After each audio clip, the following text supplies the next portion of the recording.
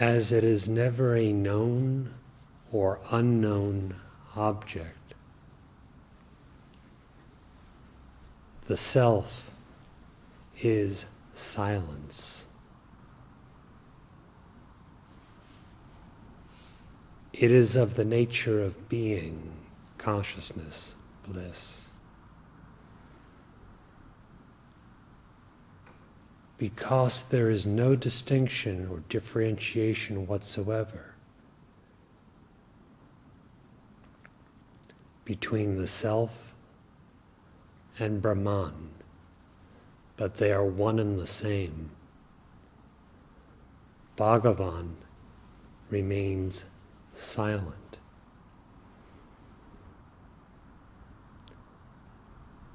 Because bliss is identical with being, the self being the supreme happiness itself, Sri Ramana remains silent.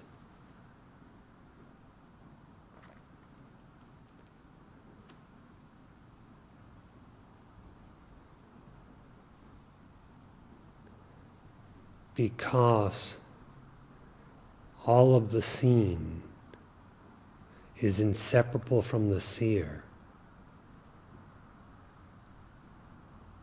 And the seer is never a seen or unseen object,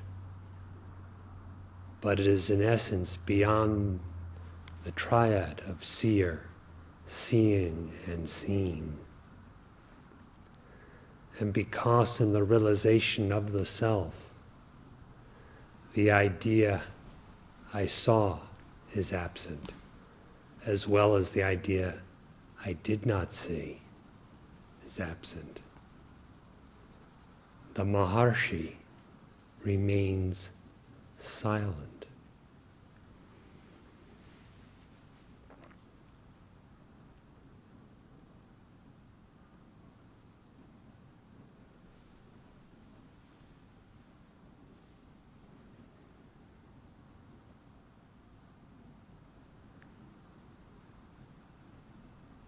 Now, if the truth is of this nature, how is it to be realized? For the truth of the self is inconceivable. Indeed, concepts of any kind merely obscure through imagination the real nature of the self.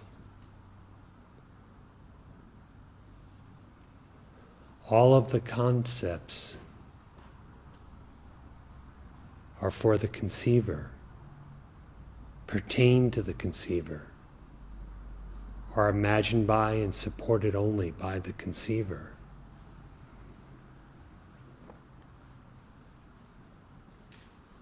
If the misidentification constituting a conceiver is abandoned, the self alone remains, self-luminous, self-revealed, in self-knowledge.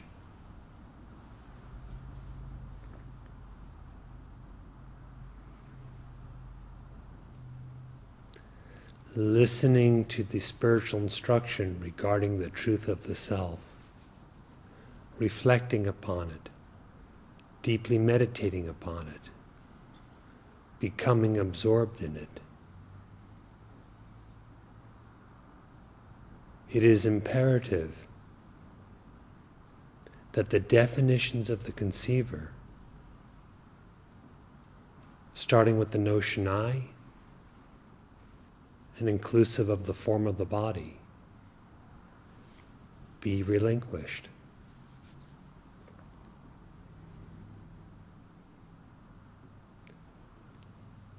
We should never expect the infinite and the eternal to squeeze into the finite and the temporary.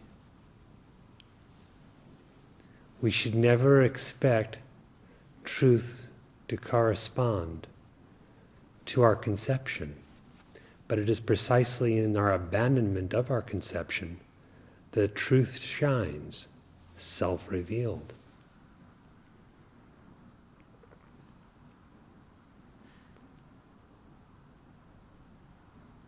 For this purpose, then, there is self-inquiry.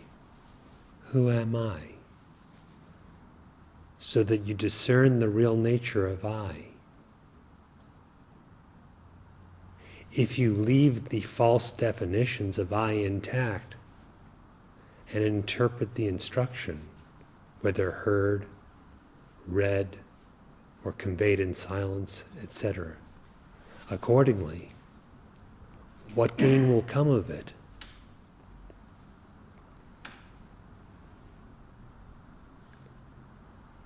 It is precisely in the dissolution of the preconceptions that one really hears, can actually reflect upon it, actually deeply meditates upon it,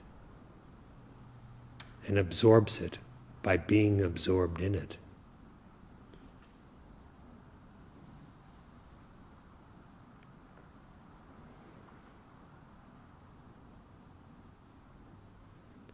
So if you're contemplating the Maharshi's teaching, meditating upon it, in order to accomplish that fruitfully, dissolve yourself. Dissolve where you stand.